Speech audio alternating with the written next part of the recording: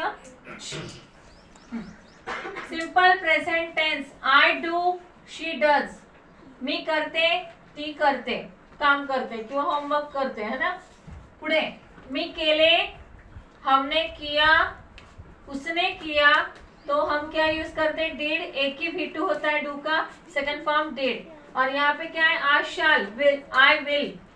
हम काम करेंगे, वह काम करेंगे, वे काम करेंगे, ऐसे यूज करते ना हम. पर शाल हम कब यूज करते? आय और वी के लिए. नाव इथे काय असतं? कंटिन्युअस टेन्स असतं. रहा, रही, रहे. जिथे पण असतं तिथे आपण present continuous tense, past continuous tense, future continuous tense use करतो.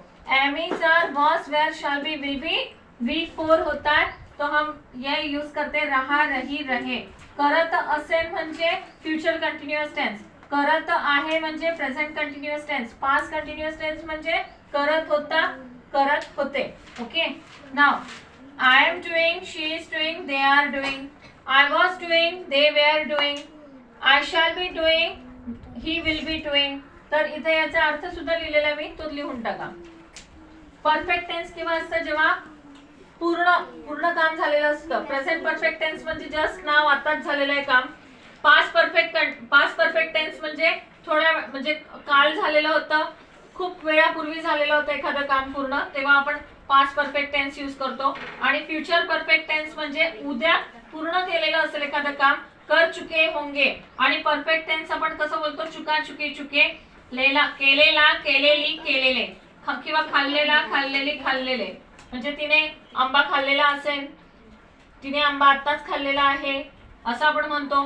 किंवा हम आम खा चुके हैं, हम होमवर्क कर चुके हैं, असं जेव्हा म्हणतो आपण तेव्हा परफेक्ट टेन्स असतं. किया हुआ है, हे पण आपण असेही वाक्य बनवायचे असेल, हिंदी टू इंग्लिश ट्रान्सलेट करायचं असेल तेव्हा किया हुआ है असेल तेव्हा आपण प्रेझेंट परफेक्ट टेन्स यूज करतो. इथे था आलं म्हणजे काय? की किया हुआ था. नाव परफेक्ट कंटिन्युअस टेन्स केव्हा असतं? जेव्हा एखादं काम आपण प्रेझेंट टेन्स म्हणजे आतापर्यंत करत आलेलो आहे, भूतकाळात सुरू केलं होतं पण आतापर्यंत करत आलेलो आहोत, करते आ रहे हैं, तेव्हा present perfect continuous tense use करा. Have been doing, has been doing, करत आलेली आहे, करते आ रहे हैं. पास्ट परफेक्ट कंटिन्युअस टेन्स म्हणजे भूतकाळातच आपण एखादी गोष्ट करायला सुरुवात केली होती पण तेव्हाच संपवलेली आहे, आता नाही करत आहोत, तेव्हा हॅड बीन डुईंग, करत आलेला होता, करते आ रहा था. ना फ्युचर परफेक्ट कंटिन्युअस टेन्स म्हणजे भविष्यामध्ये एखादं तुम्ही प्रॉमिस करतात की मी भविष्यामध्ये लायब्ररीमध्ये अभ्यास करायला जात असेल तेव्हा आपण shall have been doing, will have been doing किंवा शॅल हॅव बीन आणि V4 यूज करतो. परफेक्ट आहे म्हणून V3, बीचा V3 आणि कंटिन्युअस टेन्स आहे म्हणून V4 यूज करतो आपण. Got it?